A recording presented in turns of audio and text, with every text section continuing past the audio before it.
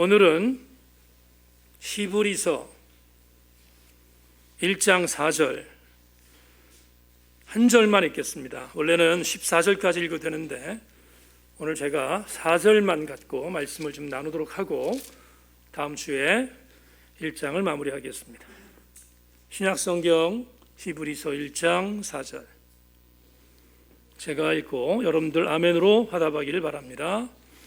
그가 천사보다 훨씬 뛰어남은 그들보다 더욱 아름다운 이름을 기업으로 얻으심이니. 아멘, 아멘, 아멘. 자, 우리 말씀 생각하기 전에 수많은 무리들 줄지어 찬양하고 말씀을 나누겠습니다.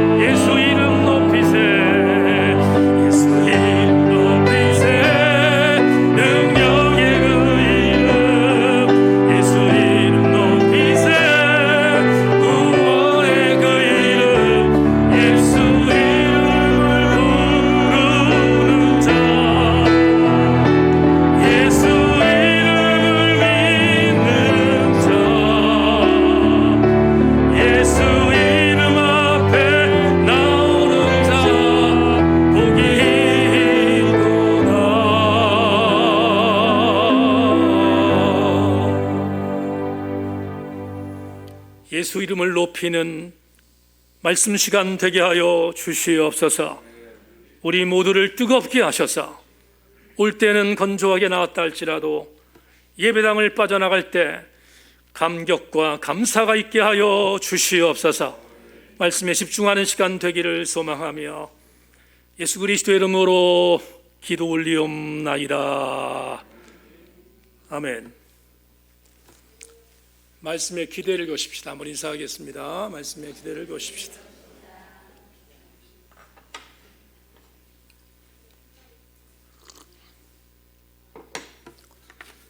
오늘 여러분과 함께 나눌 말씀의 제목은 히브리서 강의 세 번째 시간으로 플러스 알파라는 제목을 갖고 말씀 연회를 나누겠습니다. 은혜 받고 돌아가시기를 소망합니다. 몇 주 전 타계한 조용기 목사가 여의도 순복음교회를 부흥시키는 원동력으로 철저하게 천착하여 사용해 왔던 성경 구절은 여러분들이 잘 아시는 것처럼 요한3서 1장 2절입니다. 자막 보십시오. 사랑하는 자여, 내 영혼이 잘됨과 같이 내가 범사에 잘되고 강건하기를 내가 간구하노라. 조용기 목사는 이 구절을 평생 동안 이렇게 해석했습니다. 제일 먼저 영혼이 잘 되어지면 범사가 만사형통해지고 만사형통해지면 신유의 복도 받는다고 강조했습니다. 그래서 이 구절은 잘 아시는 것처럼 조용기 목사의 전매 특허가 되어 급속도로 한국교회를 휩쓸었고, 이 구절을 벤치마킹한 수많은 교회들은 같은 맥락으로 요한3서 1장 2절을 해석함으로 적지 않은 유익과 교회를 부흥시키는 그러한 초석으로 이 말씀을 삼았던 것을 부인할 수 없습니다. 이런 이유 때문에 단순히 조용기 목사가 심우하던 순복음교회뿐만 아니라 상당수 한국교회는 이 말씀을 도입해서 부흥의 슬로건으로 만들었고, 조용기 목사는 이제 갔지만 아직도 한국교회의 대다수의 많은 교회들은 이 구절을 부흥의 슬로건으로 만들어서 자리매김하고 있음을 부인할 수 없습니다.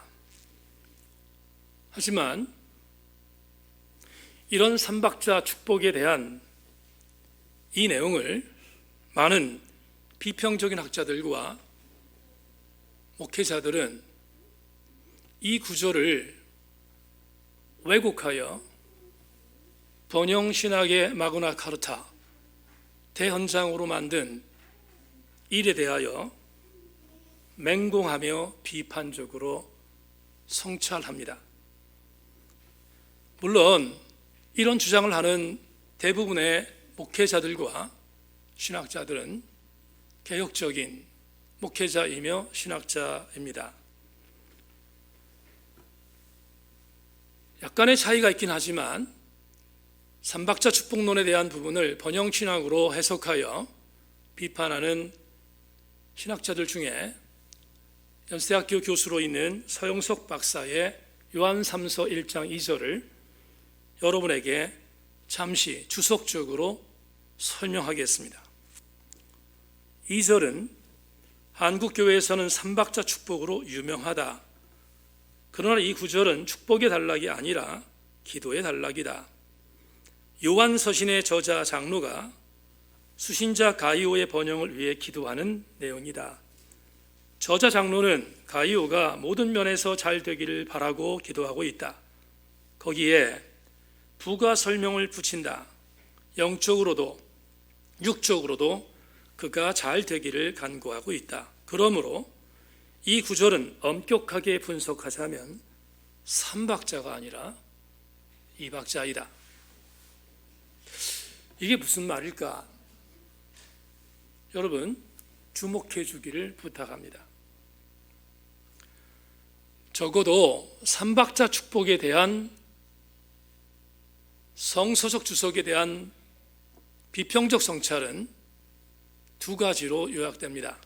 첫째, 요한삼서 1장 2절은 삼박자 축복의 의미가 아니라 어떤 상태가 결과물로 이루어진 그런 결과물에 대한 보고물이 아니라 철저하게 성직의 일을 감당하던 요한 서신의 저자인 장로가 본인이 특별히 사역하며 사랑했던 가이오라는 동역자가 영과 육이 한꺼번에 잘 되기를 원하는 기도의 내용이다 라고 해석하는 것입니다. 다시 말하면 순서에 따라서 영이 잘 되면 육이 잘 되고 육이 잘 되면 병고침을 받는다는 삼박자 축복론의 해석이 아니라 저자는 적어도 사랑하는 동역자 가이오가 영과 육이 같이 잘 되기를 원하는 기도의 내용임을 비평적 성찰로 이야기하고 있습니다. 두 번째, 이것도 주목할 내용인데 그동안 순복음교회를 비롯한 삼박자 축복론을 말했던 수많은 사람들의 신학적인 지론은 영과 육을 분리해서 해석했습니다. 그래서 영이 먼저 잘 되고 그 다음 육이 잘 되는 것을 해석했는데 어떤 부분은 부분적으로 인정하지만 본문을 보면 요한삼서 1장 2절은 영과 육을 절대로 구분하면 안 되는 해석임을 신학자들은 주장하고 있습니다. 제가 왜 오늘 이 말씀을 드리는가?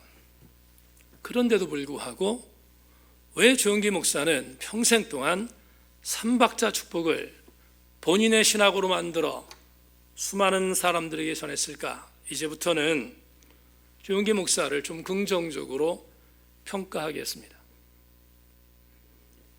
조영기 목사는 1958년 앞으로 장모가 될 최자실 목사와 불광동에서 1958년에 천막교회를 세우며 개척했습니다. 1958년이라는 말을 주목해 주시기 바랍니다. 1958년은 한국의 가장 비극적인 전쟁인 동족상잔의 비극이 일어난 지 8년이 지난 때입니다. 그렇다면 먹고 사는 문제에 있어서 얼만큼 치열했을지, 초근 목피를 통하여 얼마나 많은 고통을 당했을지 우리는 충분히 1958년이라는 시대적인 연도를 통하여 추측할 수 있습니다. 먹고 사는 문제가 제일 우선순위였던 대한민국, 수많은 사람들이 굶어 죽었습니다. 수많은 사람들이 아팠습니다. 수많은 사람들이 찌들렸습니다. 바로 그때 조영기 목사는 어떻게 하면 신자는 물론이거니와 수많은 사람들을 질병과 가난에서 벗어나게 할 것인가에 대하여 천착했고 그 결과 요한삼서 1장 2절을 도입하기로 했습니다. 그리고 교회를 나오면 영원히 잘 되는 것은 물론이거니와 교회를 나오면 가난에서 벗어날 것이고 교회를 나오면 육체적인 질병도 고침받을 수 있다는 것을 연결하여 삼박자 축복의 신학을 만들었습니다. 수많은 사람들은 열광했습니다. 왜냐하면 교회에 나가기만 하면 가난에서 벗어날 수 있고 교회에 나가면 병고침을 얻을 수 있다는 기가 막힌 설교를 통하여 수많은 사람들은 벌떼처럼 순복음교회로 몰려들었습니다. 그리고 실질적으로 병고침을 받은 사람, 가난에서 벗어난 사람 등등은 속출했고 그리고 그 결과 순복음교회는 전 세계에서 가장 큰 교회로 부흥하게 되었음을 교회사 역사가 우리에게 알려주고 있습니다.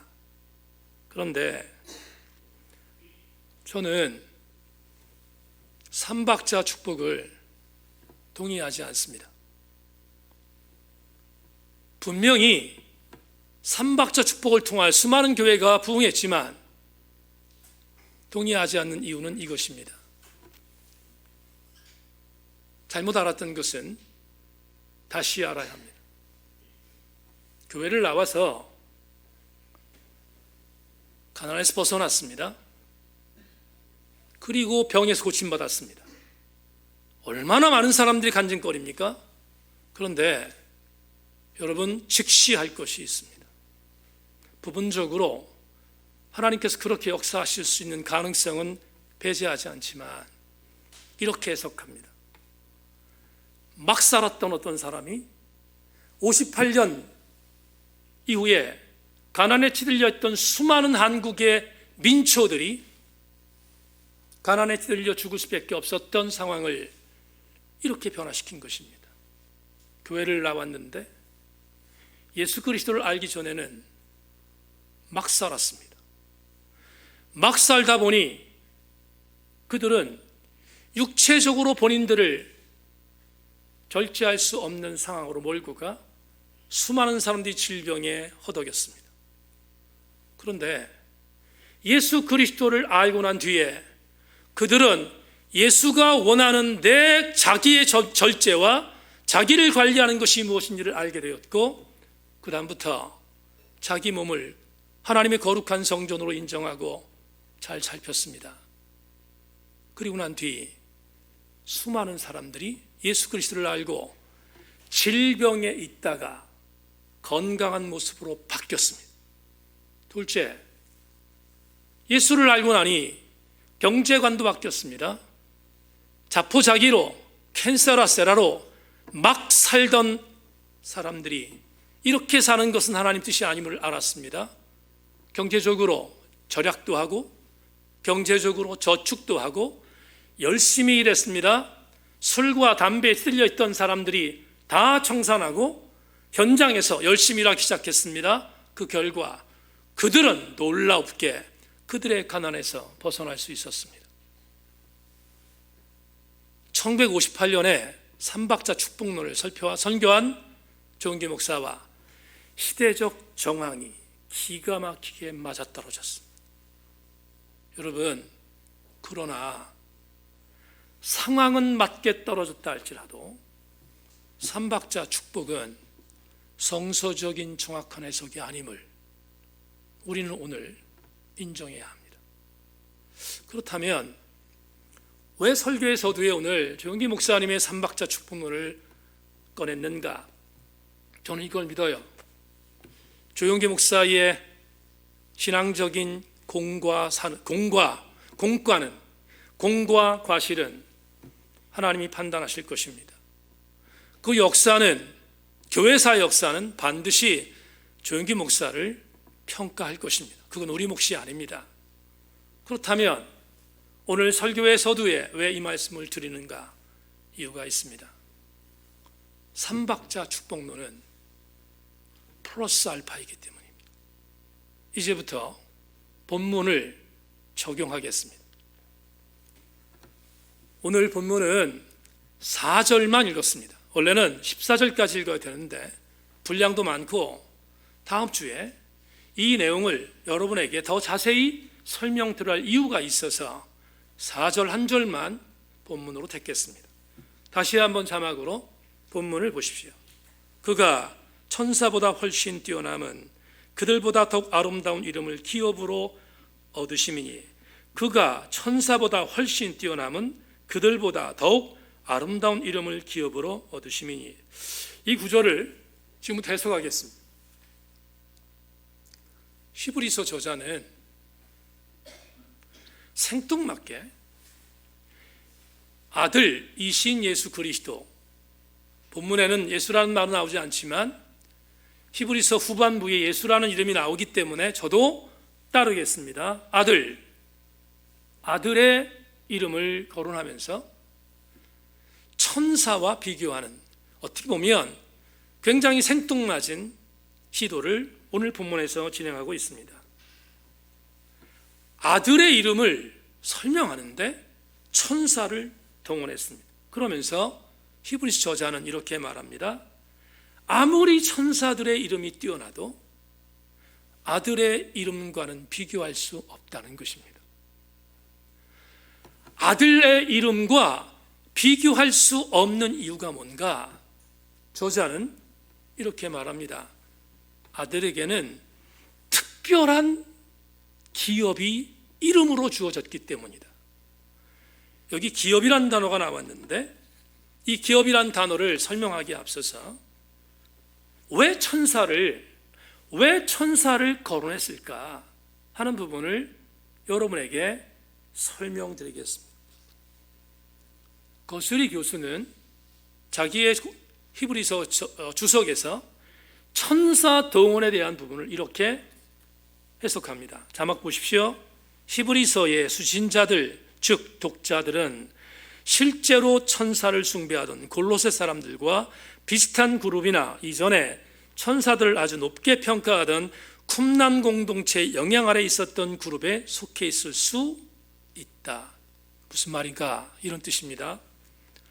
제가 히브리서를 강의 시작하며 첫 번째 강의 시간에 말했습니다. 히브리서는 추후 60년간, 조금 외환을 확장하면 70년까지 될 수 있습니다. 60-70년 사이에 로마에 있는 그리스도인들, 그리고 로마에 있는 그리스도인들이 영향력에 있었던 주변의 사람들에게 보낸 설교문이라고 말씀드렸습니다. 그러면 왜 히브리서의 1장에서 천사를 동원했는가? 이유는 이렇습니다. 비슷한 시기에 골로새라고 하는 터키 지역에 골로새 교회를 바울이 개척했습니다. 그런데 바울이 개척했던 많은 교회들 가운데서 유독이 골로새 지역에 세웠던 이 교회는 두 가지의 신앙적인 이탈에 함몰되어 있었습니다. 첫째는 초대교회의 가장 큰 이단이었던 영지주의, 오늘 영지주의는 여러분 노네입니다. 영지주의에 빠져서 영지주의를 숭배하던 우상에 빠져있는 그리스도인들이 있었습니다. 둘째, 보고에 나옵니다. 골로새에 있었던 성도들은 천사 숭배에 빠졌습니다. 천사 숭배에 빠져 있는 것, 골로새서 2장 8절을 여러분들에게 읽어드리겠습니다. 바울이 천사 숭배에 빠져 있는 골로새 교회를 향하여 경고하는 내용이 나옵니다. 아무도 꾸며낸 겸손과 천사 숭배를 이유로 너희를 정죄하지 못하게 하라. 그가 그 본 것에 의지하여 그 육신의 생각을 따라 헛되이 과장하고. 지금 골로새 교회는 천사 숭배주의라고 하는 이단적 사상에 빠져 있었어요. 그런데 그 천사 숭배라고 하는 이단적 사상이 지금 히브리서를 읽고 있는 독자들에게도 영향을 주었음을 학자들은 말합니다. 그렇다면 왜 천사를 거론했는지 우리는 알게 됩니다. 우리는 지금 21세기를 살고 있습니다. 천사 별로 중요하게 생각하지 않습니다. 심지어 교회 안에 많은 사람들이 천사가 있을까를 의심하는 사람들도 부지기수입니다. 뿐만 아니라 천사에 대한 신앙 거의 없습니다.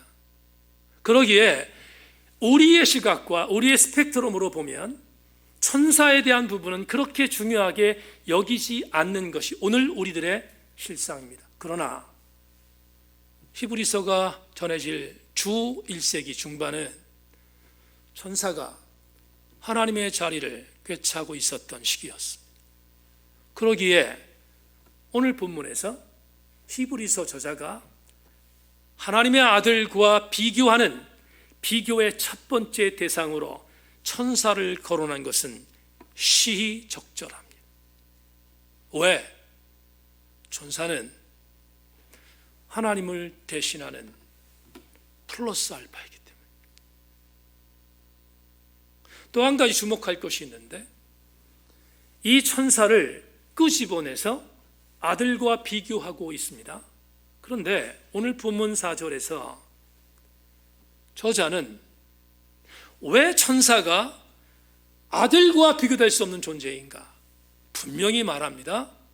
아들은 천사가 감히 넘볼 수 없는 기업을 얻었다. 아들의 이름 속에 있다. 아들의 이름 속에 천사가 넘보지 못하는 기업이 그에게 주어졌다. 이 기업이란 단어, 헬라어 클레오 로메오라는 이 단어는 영어 성경을 보면 inheritance, 우리나라 말로 번역하면 유산, 상속입니다. 그러면 이렇게 해석할 수 있습니다. 왜 아들이 위대한 이름의 기업을 다른 존재들과 비교했을 정도로 엄청난 권위를 갖고 있는가? 저자는 이렇게 말한 거예요.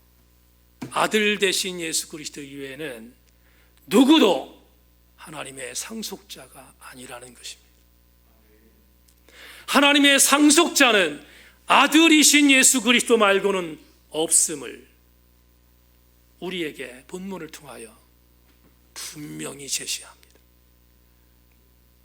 그렇다면 오늘 우리는 히브리서 세 번째의 강의를 통하여 대단히 중요한 영적인 레마를 받아야 되겠습니다. 자막 보죠.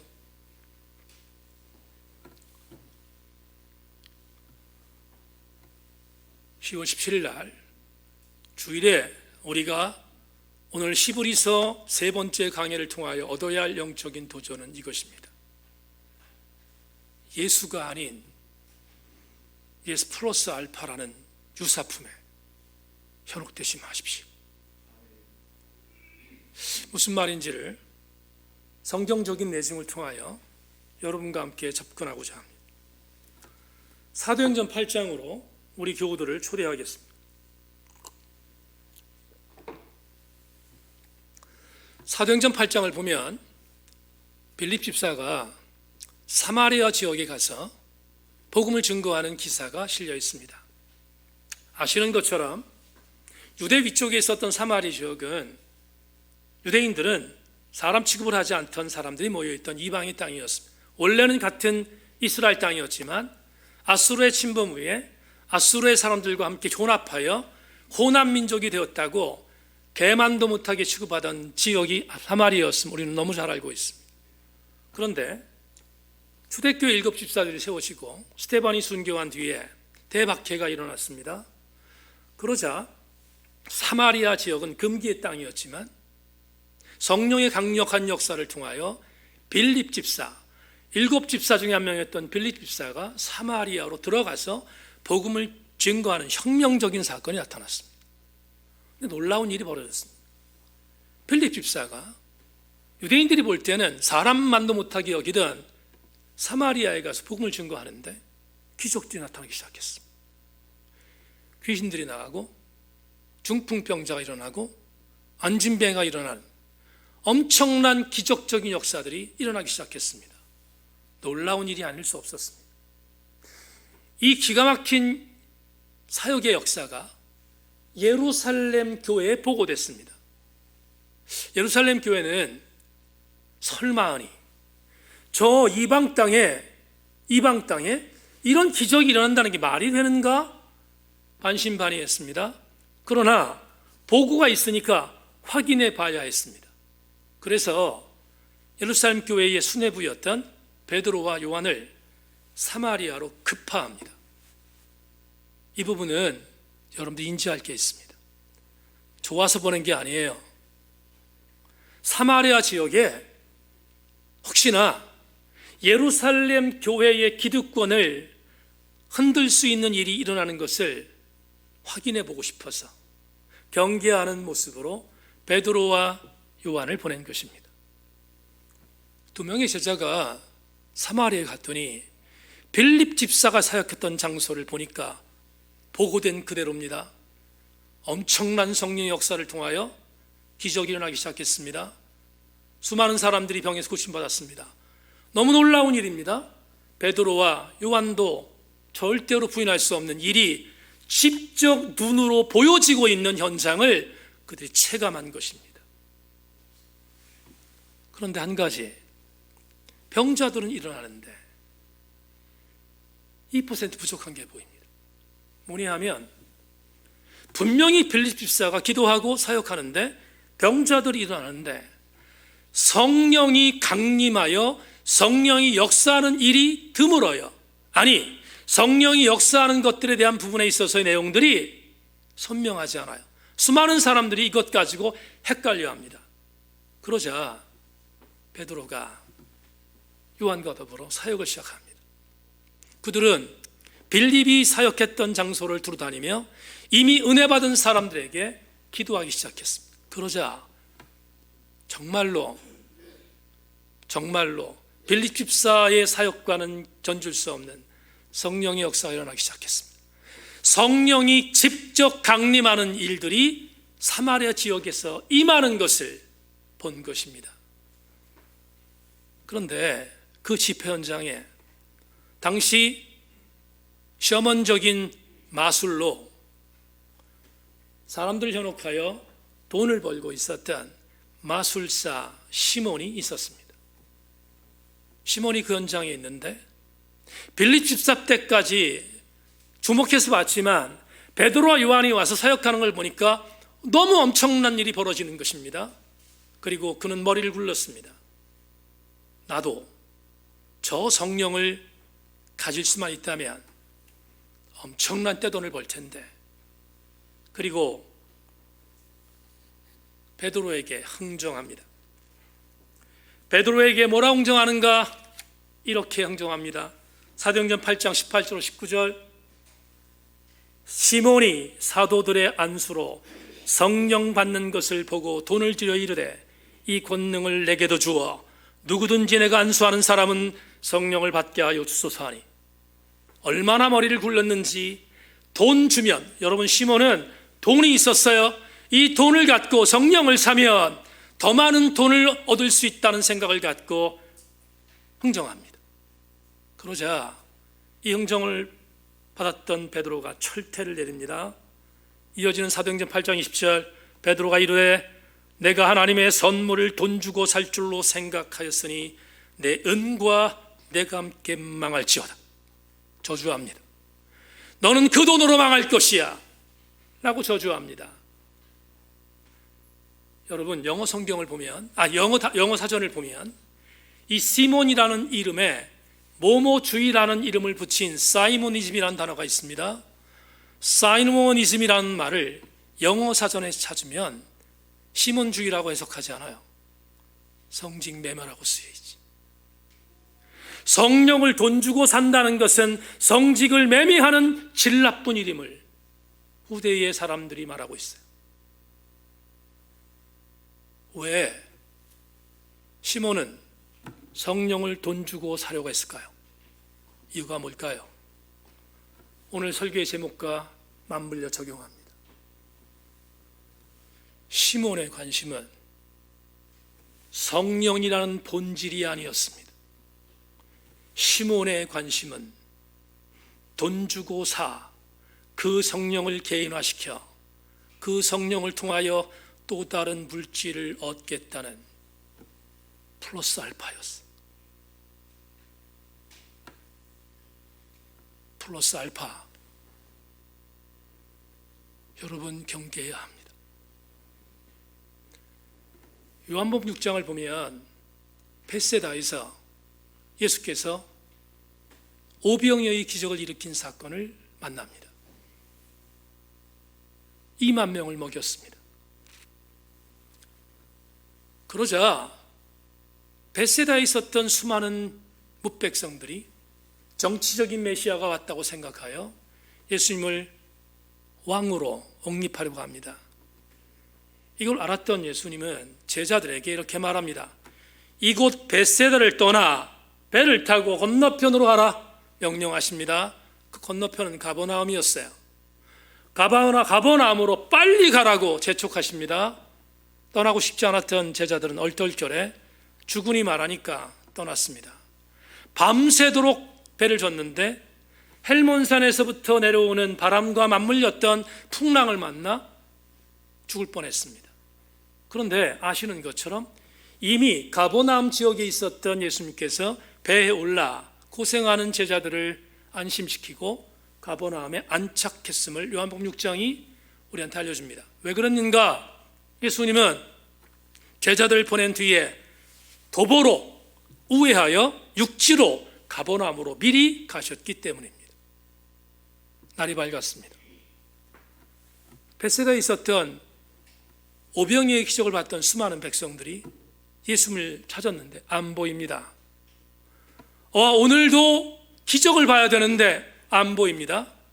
그러자 수소문 끝에 우리가 전날 보았던 예수가 어디 있는가를 알아보니 가버나움으로 갔다는 이야기가 들렸습니다. 그러자 씩씩거리고 찾아다니던 벳세다에 있었던 수많은 민중들이 가버나움까지 예수님을 찾아갔습니다.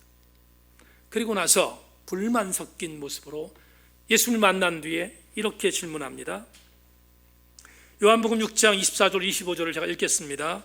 무리가 거기에 예수도 안 계시고 제자들도 없음을 보고 곧 배들을 타고 예수를 찾으러 가버나움으로 가서 바다 건너편에서 만나 랍비여 언제 여기 오셨나이까 하니.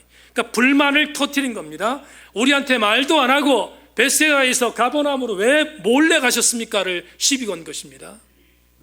왜 그랬을까요? 이들이 예수를 만난 시기가 시장기가 돌았던 식사 때였습니다. 먹고 싶었는데 예수 그리스도에게 이렇게 말하는 거예요. 지금 이 질문은 이렇게 말하는 거예요. 예수님, 나사렛 예수여, 벳세다에서 보여줬던 그 기적을 우리에게 다시 한번 보여달라고 요구하는 거예요. 지금. 그러자 예수께서 이 질문을 받고 난 뒤에 이번에는 속에 있는 말씀을 그들에게 전합니다. 여러분 기억하십시오. 요한복음 6장 26절 27절 예수께서 대답하여 이르시되 내가 진실로 진실로 너희에게 이르노니 너희가 나를 찾는 것은 표적을 본 까닭이 아니요 떡을 먹고 배부른 까닭이로다. 썩을 양식을 위하여 일하지 말고 영생하도록 하는 있는 양식을 위하여 하라. 이 양식은 인자가 너희에게 주리니 인자는 아버지 하나님께서 인치신 자니라. 여러분 이 구절을 오늘의 언어로 바꾸겠습니다. 예수님, 배고파 죽겠어요. 벳세다에서 보여주셨던 그 떡, 그 어병이요 다시 우리한테 주세요. 이렇게 요구했어요. 그러자 예수께서 그들을 향하여 이렇게 말합니다. 여러분, 내가 하는 말을 잘 들으십시오. 여러분들이 나를 찾아온 것은 나를 보고 싶어서가 아니라 떡 때문에 왔습니다. 명심하십시오. 내가 하늘에서부터 내려온 떡입니다. 그리고 나서 이렇게 말합니다. 오늘의 언어로 바꿉니다. 제발 부탁이니 배부름을 배부르게 만드는, 배고픔을 배부르게 만드는 플러스 알파를 이제는 떠나십시오. 그리고 이렇게 말합니다. 당신들이 정말로 찾아야 할 것은 플러스 알파가 아니라 떡인 바로 나입니다. 그걸 말씀하는 거예요. 오늘 본문에서 우리가 적용하겠습니다.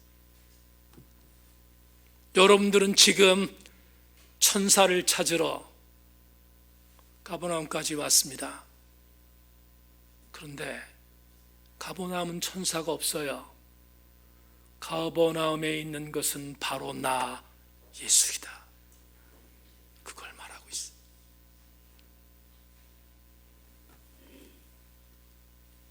예수님은 오늘 히브리서를 통하여 이렇게 우리한테 권면합니다.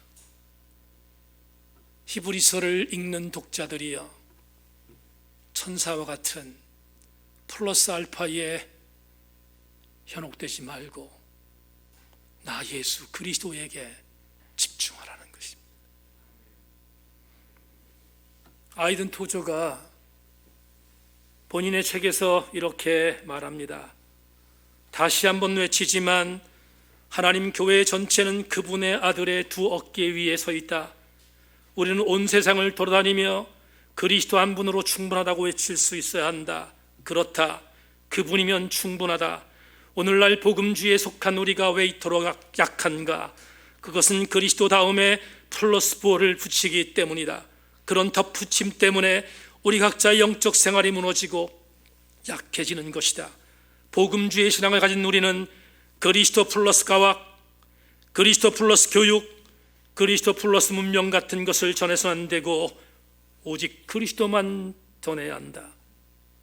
골로새 교회가 천사 숭배에 빠져 있었습니다.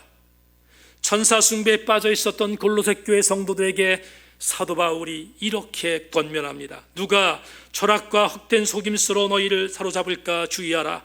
이것은 사람의 전통과 세상의 추등학문을 따름이요 그리스도를 따름이 아니니라. 그 안에는 신성의 모든 충만이 육체로 거하시고 너희도 그 안에서 충만해졌으니 그는 모든 통치자와 권세의 머리이시니라. 아멘.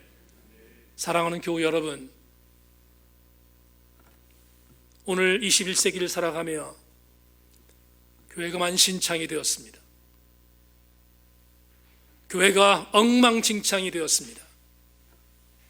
교회를 존 메가더에 의하면 자유주의, 신비주의, 금욕주의, 율법주의, 실용주의, 마케팅, 심리학, 엔터테인먼트의 침투로 병들었다고 메가더는 진단합니다. 그런 뒤에 존 메가더 목사는 이렇게 갈파합니다. 그리스도의 은혜는 충분하다. 그리스도 안에 충분함이 있는가? 절대적인 충분함이 있다. 우리의 과제는 그분을 더 잘 알고 그분을 더 열정적으로 섬기며 더욱더 그분의 영상을 담는 일이다. 나는 나와 여러분이 생수의 강이 흘러나온 생명의 샘을 오늘날 잘 팔리고 있는 물을 잘 담지 못하는 깨진 항아리와 바꾸지 않기를 기도한다. 혹시나 여러분은 예수가 아닌 예수 플러스 알파를 깨진 항아리에 담고 있는 것은 아닙니까? 묻겠습니다. 여러분의 시선은 예수입니까? 아니면 예수 플러스 알파입니까? 말씀 맺겠습니다. 제가 성경 중에서 정말 좋아하는 구절로 우리 교우들에게 여러 차례 얘기했던 사도행전 26장 29절을 읽어드립니다. 바울이 이르되 말이 적으나 많으나 당신뿐만 아니라 오늘 내 말을 듣는 모든 사람도 다 이렇게 결박된 것 외에는 나와 같이 되기를 하나님께 원하나이다 하니라. 사도 바울은 50대 초로에, 당신은 50대가 초로입니다. 수명이 한계 수명이 50대였기 때문입니다. 거의 죽을 시기가 됐던 사도 바울이 로마로 가기에 앞서서 예루살렘의 베스토 총독 관저에서 묶인 채로 신문당합니다. 그때 사도 바울을 신문했던 사람이 세 사람입니다.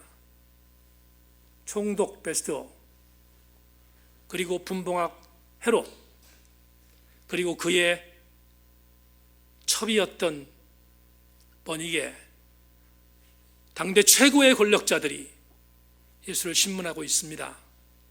그리고 군중에 누가 있는가? 예수를 죽이라고 말했던 산헤드린 종교 지도회의 지도자들이 포진되어 있습니다. 누가 보더라도 죄인이었던 사도 바울은 주눅들 수밖에 없었습니다. 그런데 사도행전 26장에서 뭐라고 말합니까? 이렇게 말합니다. 나를 신문하기 위해 모여있는 헤롯, 베스토, 버니게여, 그리고 나를 죽이기 위해 안달되어 있는 모든 유대의 종교 지도자들이여, 들으라. 내가 소망하는 것이 하나 있다. 내가 지금 묶어 있다. 나는 지금 쇠사슬로 묶여 있다. 내가 너희들에게 바라는 것은 이 묶어 있는 것 말고 하나, 이거는 아니더라도 내가 당신들에게 요구하는 것은 이것이다. 당신들 모두가 이 묶인 것 말고 나와 같이 똑같이 예수가 전부인 삶을 살기를 바란다는 것입니다.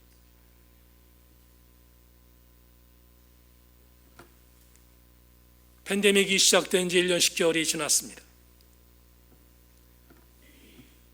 지난 1년 10개월 동안 교회 리서치 기관과 심지어 사회적인 리서치 기관에서 이런 진단을 합니다. 교회를 향하여 말합니다.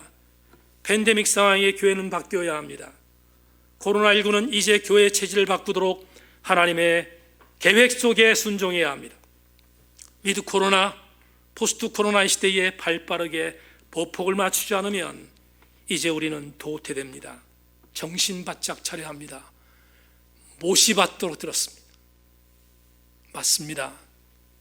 저 역시 11월 21일 추수감사절을 통하여 위드 코로나가 발표되면 우리 교회의 체질을 어떻게 바꿔야 할 것인가 고민하며 또 고민하며 기도하고 있습니다. 그러나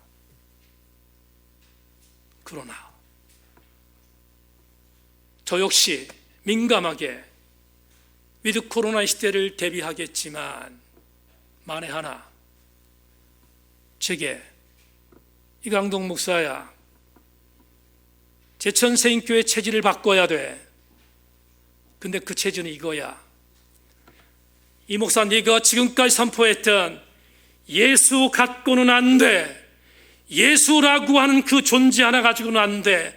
이제는 필요한 게 있다. 예수 말고 플러스 알파도 받아야 한다고 말한다면 순교적 사명을 갖고 끝까지 싸울 것입니다.